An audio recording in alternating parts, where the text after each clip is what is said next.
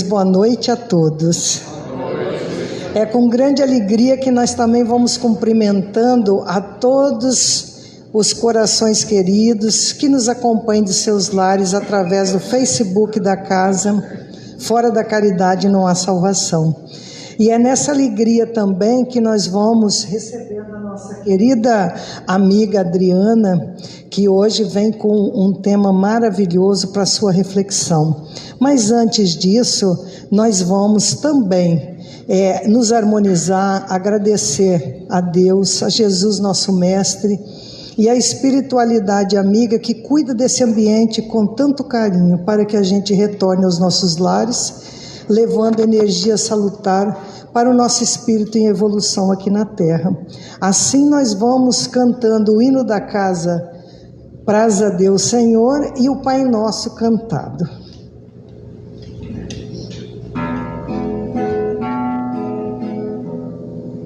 Praza a Deus que a sã doutrina que nesta casa se ensina, a alma nos esclareça, a alma nos esclareça, e essa luz tão pequenina cresça por graça divina, até que enfim resplandeça, até que enfim resplandeça. A alma é como um diamante, sendo polida é brilhante. Em bruto não luz não brilha, em bruto não luz não brilha, não se distingue da terra, não descobre a luz que encerra, não mostra de quem és filha, não mostra de quem és filha.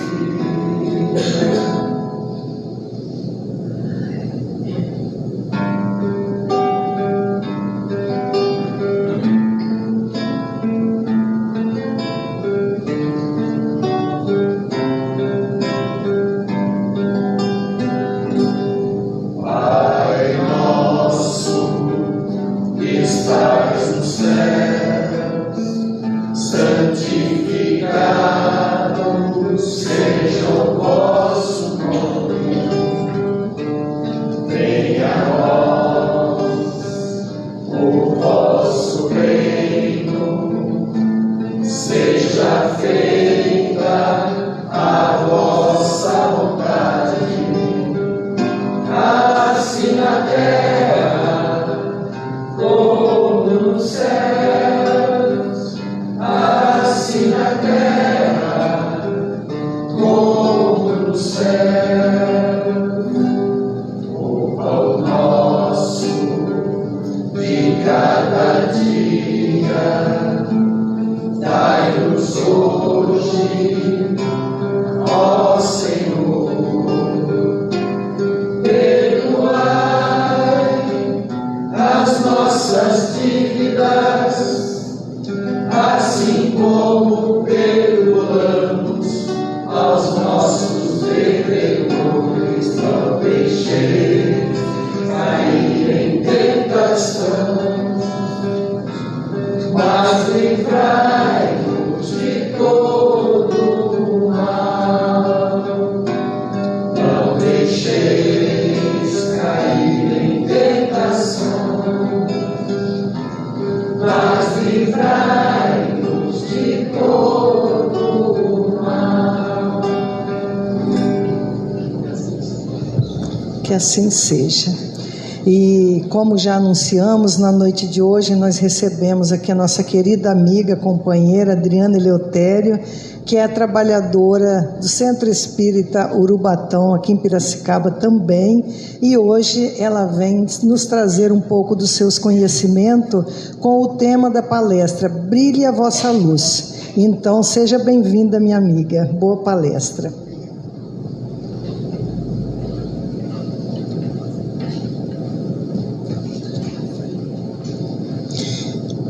Boa noite a todos. Boa noite. É com muita alegria que eu estou aqui, vendo carinhas amigas, sendo acolhido por esses meus amigos tão queridos. Que bom revê-los. Que bom estar envolvida com essa espiritualidade que, quando você entra, parece que está tudo aquela energia, né? E como eu vou falar o tema Brilha a Vossa Luz, eu estou sentindo muita luz aqui hoje, viu? Então, que brilhemos.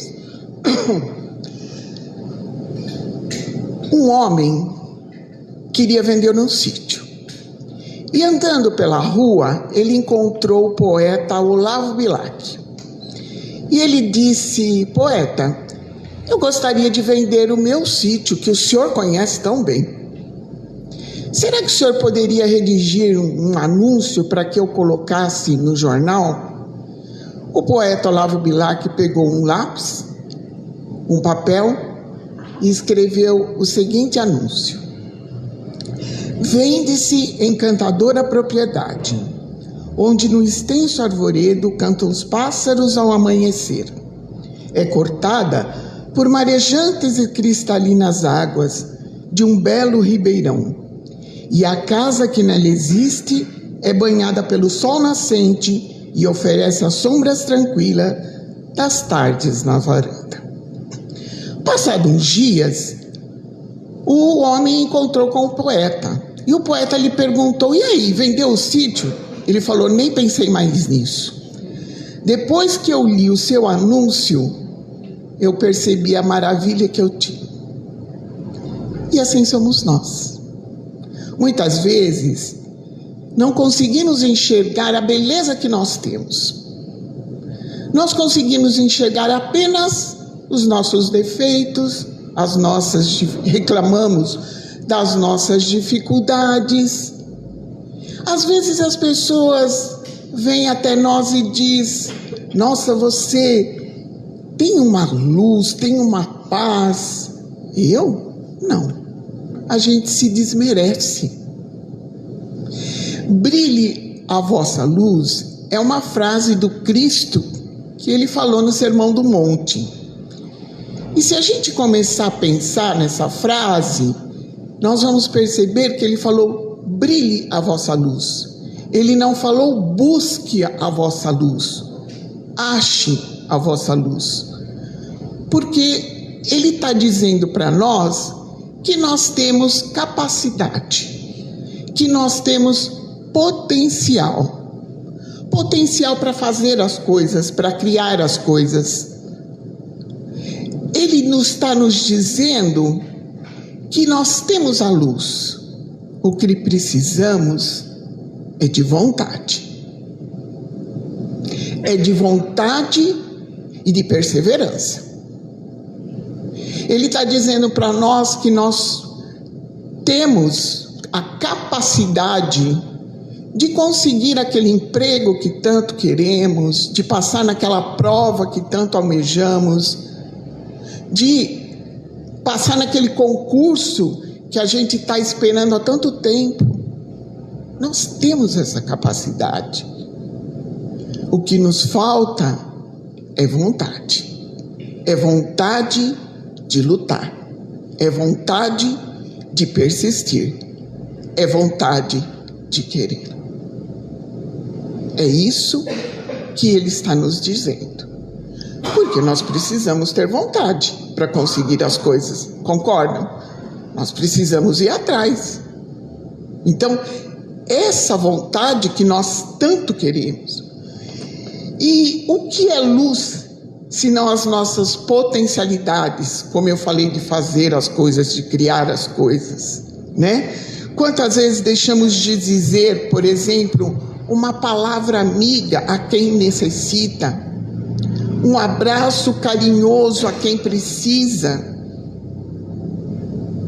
Às vezes a pessoa está clamando por um abraço. É só isso que ela quer. E nós podemos fazer isso.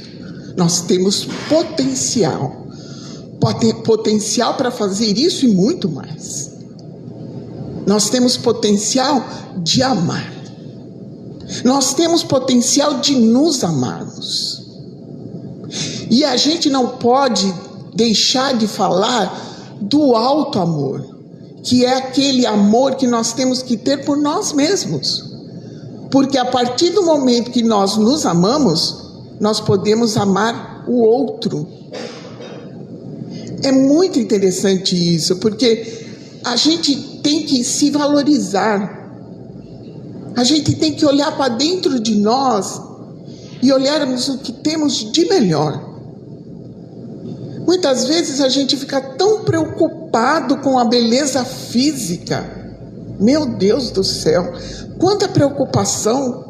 Eu estou com uma preocupação imensa, porque minha irmã fez uma cirurgia plástica no rosto inteiro, ela está toda rasgada. Hoje eu fiquei com ela, que ela veio do hospital. Meu Deus, eu fico tão angustiada, né? Quer tanto ficar bonita, tudo bem, mas, né? Vamos olhar um pouco para dentro de nós, para o nosso amor, para o nosso alto amor. É muito importante. Tem um texto que eu trouxe para a gente refletir junto, é da Ana Teresa Camasmia. Eu nunca consigo falar o sobrenome dessa palestrante espírita, é uma psicoterapeuta, ela é fantástica. E ela diz assim: a gente ouve tanto sobre o alto amor como se fosse um destino, um lugar que uma vez alcançado resolve tudo e blinda a gente do sofrimento. Mas não é assim. No nível evolutivo que estamos, nenhum estado de alma é permanente. O alto amor também é flutuante. Tem dias que está presente e forte. Tem dias que a gente acorda e ele sumiu. E tudo bem, isso não significa fracasso. Significa que somos seres em processo. O que muda quando a gente começa a cultivar o alto amor de verdade não é a ausência de dificuldades, mas a construção de recursos internos para enfrentá-los.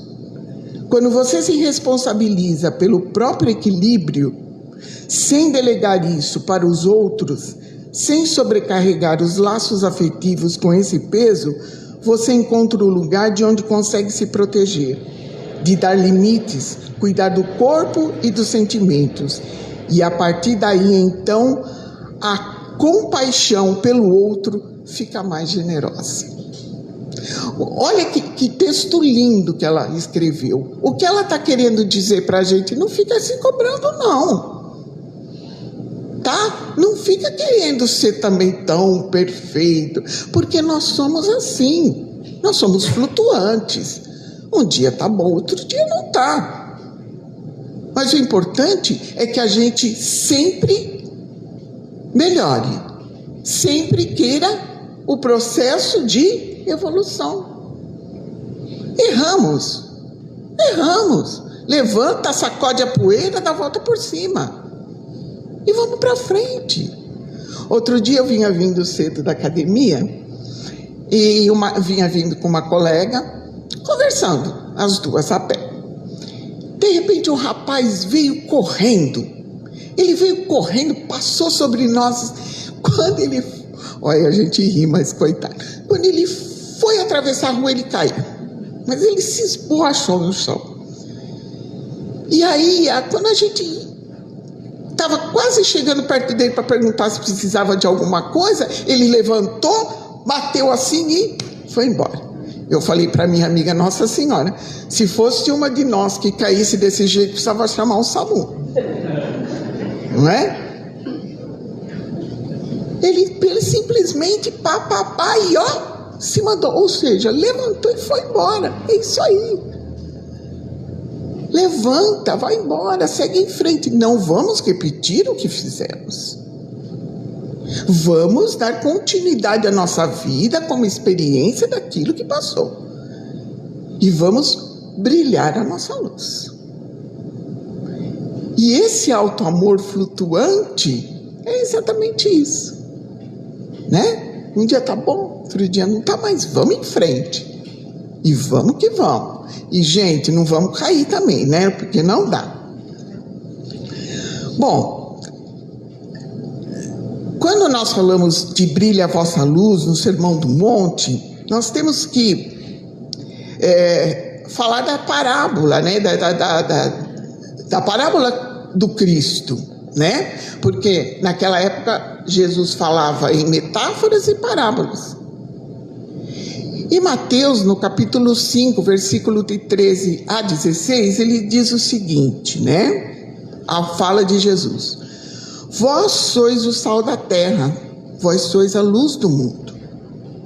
Não se pode esconder uma cidade situada sobre a montanha, nem se acender uma luz para colocá-la debaixo do alqueire, mas sim colocá-la sobre o candeeiro, a fim de que brilhe a todos os que estão em casa. Assim, brilhe a vossa luz diante dos homens, para que vejam as vossas obras e glorifiquem o vosso Pai que está no céu.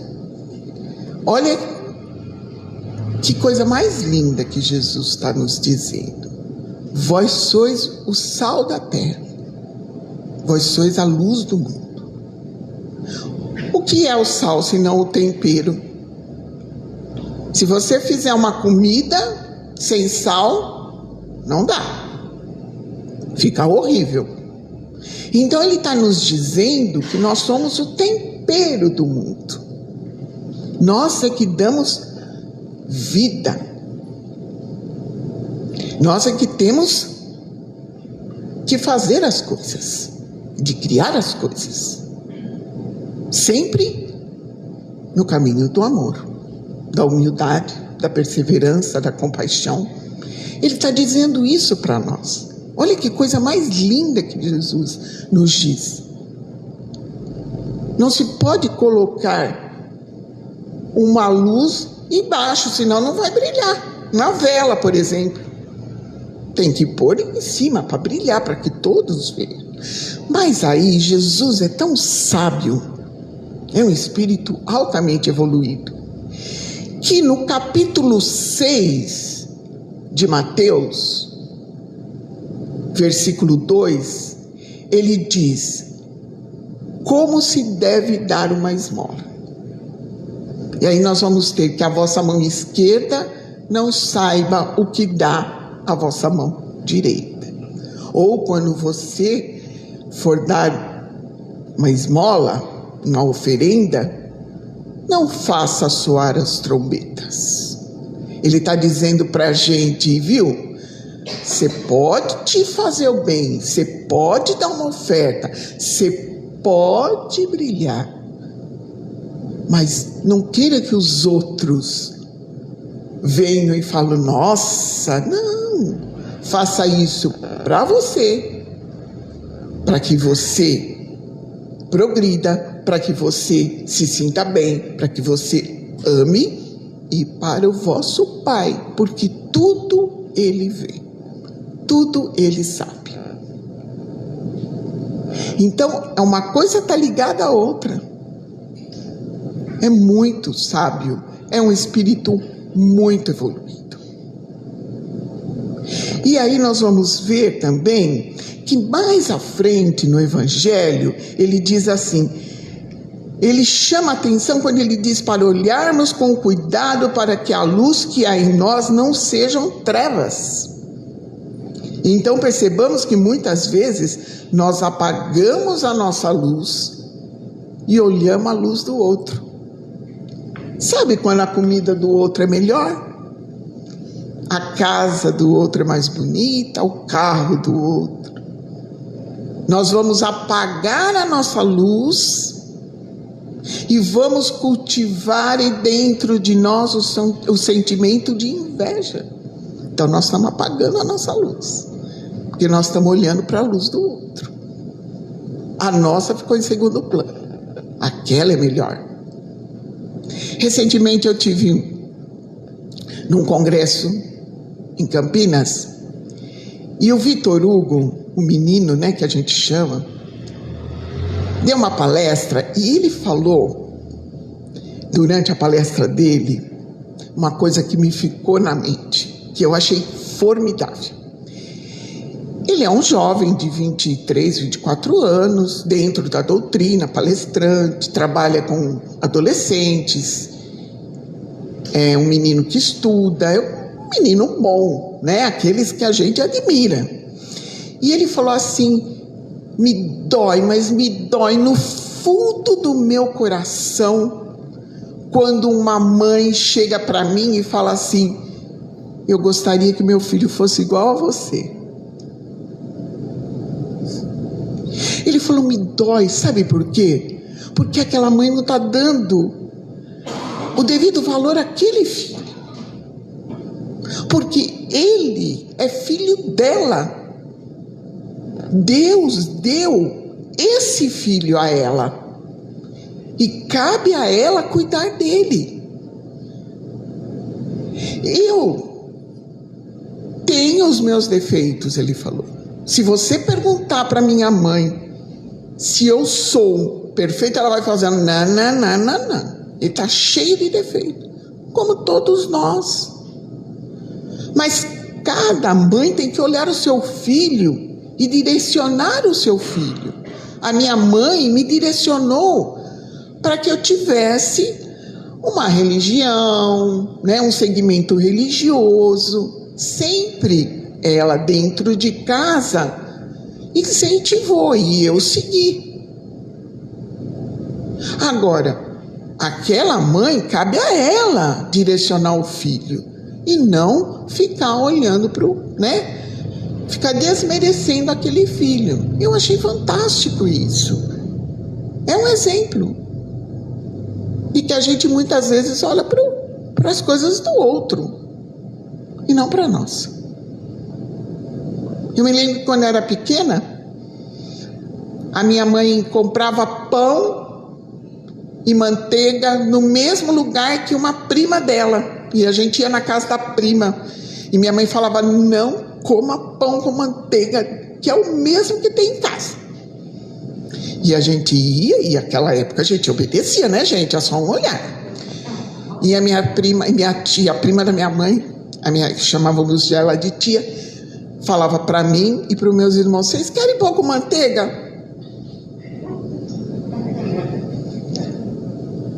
Vocês querem pão com manteiga?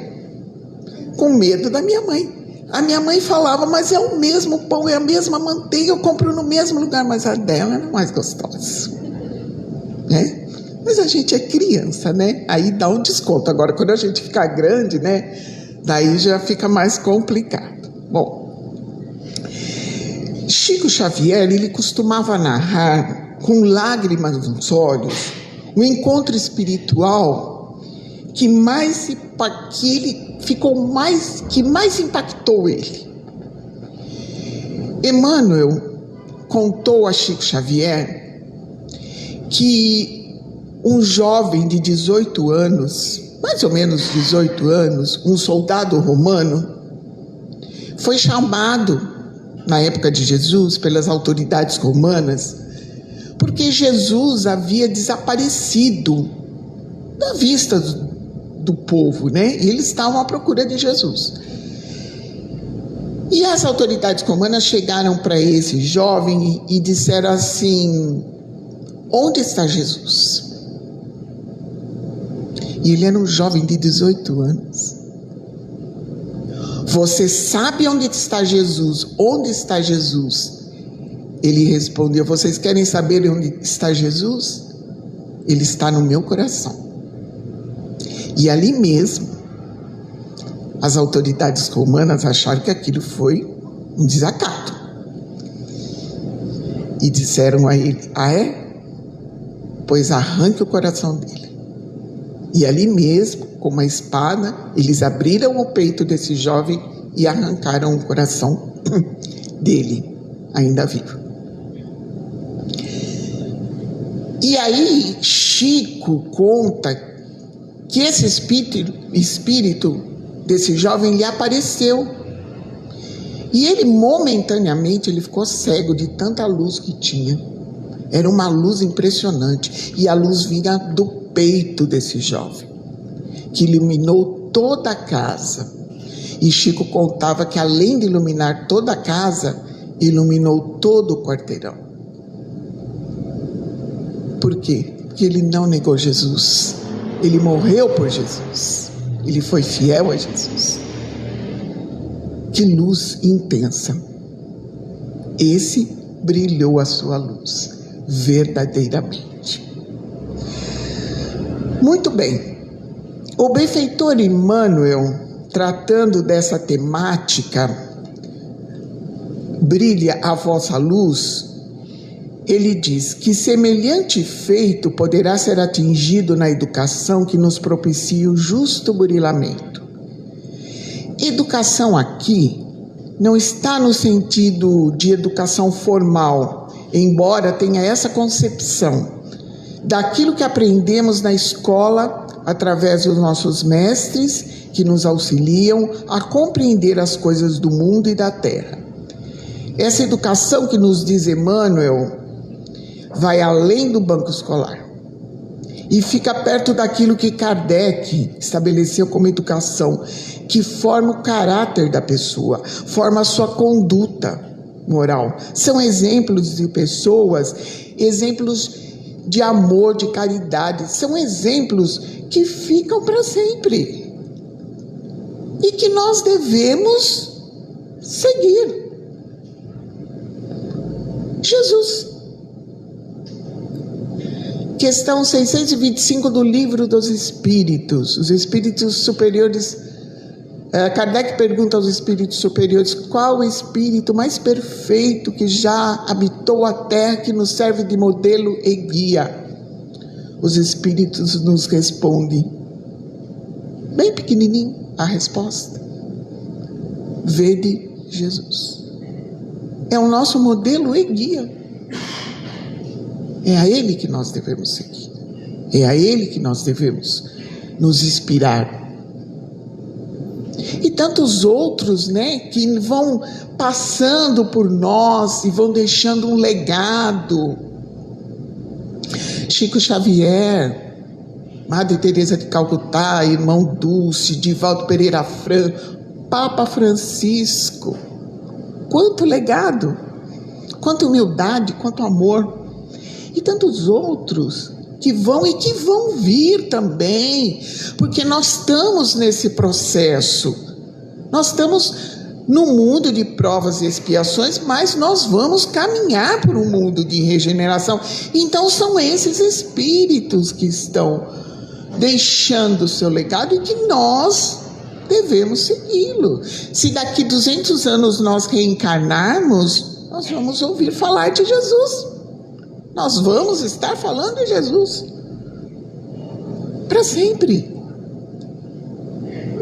É isso que a gente tem que pensar. Esses são os nossos modelos e guia. É ele são eles que nós devemos nos inspirar. Esse amor que eles nos trazem, essa compaixão, esse legado, é muito. Se a gente fosse falar de todos aqui, nós passaríamos aí a noite inteira. A pena que eu não tenho tanto tempo, porque eu gosto de falar, viu, gente? Se deixar eu viajo. E aí a gente vai pegando isso, né? Vai deixando o nosso coração transbordar de compaixão, de amor. São histórias que a gente se inspira. Eu vou contar uma história para vocês, que eu ouvi de um palestrante, Alberto Almeida, um expositor espírita também. Ele nos conta, em uma de suas palestras, que ele tinha uma amiga muito chique, muito rica, mas muito rica, milionária, chiquésima. E ela conheceu a doutrina espírita e se apaixonou pela doutrina. E era na época do Chico, né? O Chico estava em atividade. E ela quis conhecer o Chico. Ela entrou em contato com um amigo do Chico e pediu para que levassem ela a conhecer o Chico. E assim foi. Chegou no sábado à tarde. O Chico estava fazendo distribuição das moedas, dos pães, fazendo lá o evangelho à sombra do abacateiro. E ela começou a ver o Chico em contato com aqueles miseráveis. E ela nunca tinha visto tanta miséria. E ela ficou espantada de ver aquilo. Ela falou, nossa, como que esse homem consegue? Porque as pessoas vinham e abraçavam o Chico e beijavam o Chico, beijava. Beijava a mão do Chico, beijava a mão dos outros. O Chico era assim. E aquelas pessoas não tão limpas, né? E ela, quando ela chegou, o Chico já pôs ela do lado, porque o Chico sabia quem tinha que aprender, né, gente? Já colocou ela do lado dele. E ela ficou indignada. E uma certa hora, o Chico olhou para ela e falou assim, eles são tão necessitados, não, minha filha? Ela falou assim, pois é, Chico, eles são tão necessitados, mas eles são tão sujos. Minha mãe já dizia que pobreza não é sujeira.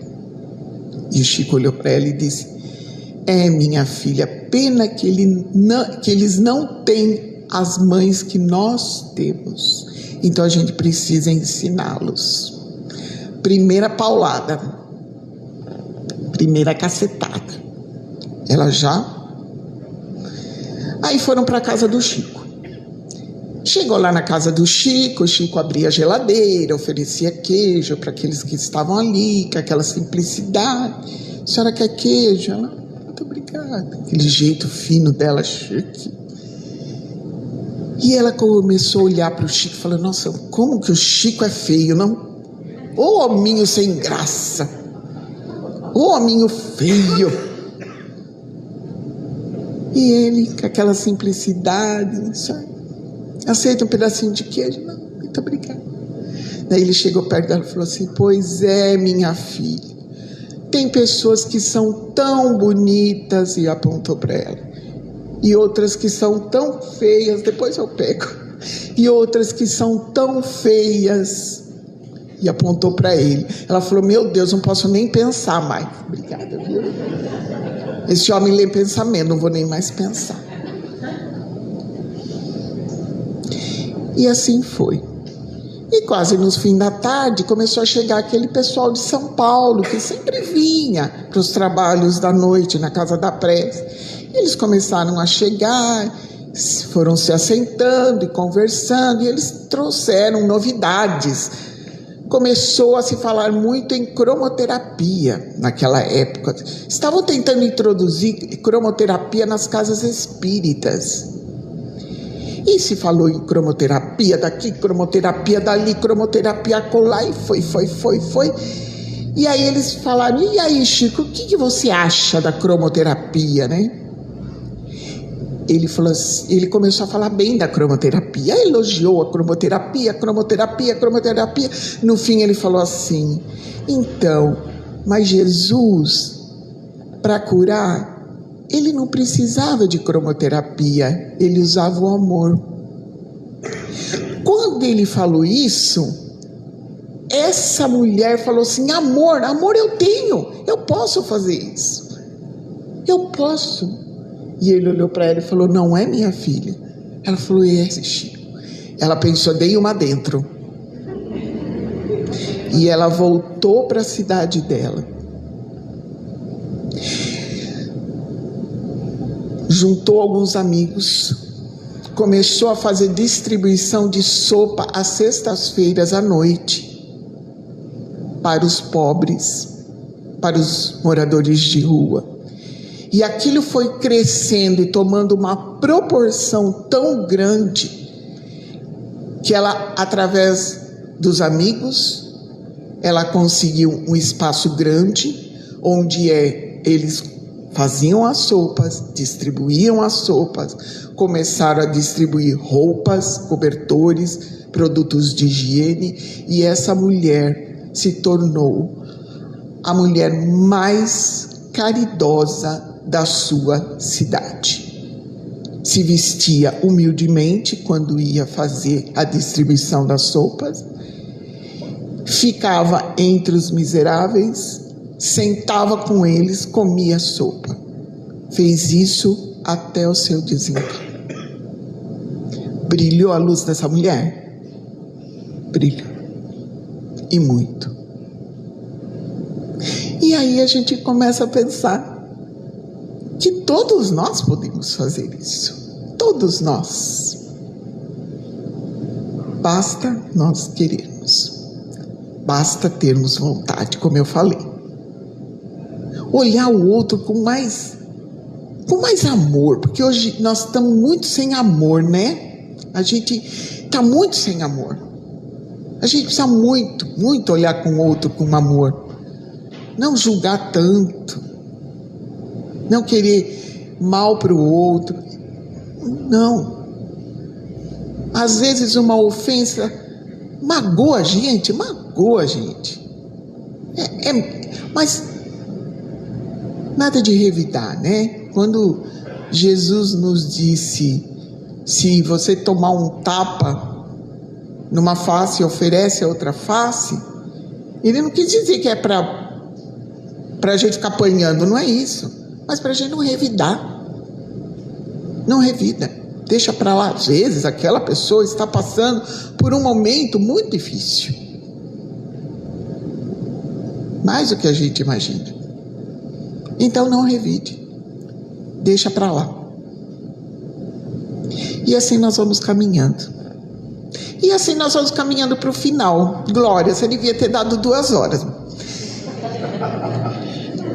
Pessoal, quero muito agradecer a atenção de vocês, essa casa que me acolhe sempre, e dizer que eu estou muito feliz de estar aqui, que tenhamos uma noite abençoada, que tenhamos um fim de semana abençoado, e que essa doutrina que nos diz de onde viemos, por que estamos aqui, para onde vamos, continue conosco, que a gente fique firme nela, que é ela que nos sustenta. Muito obrigado, que assim seja.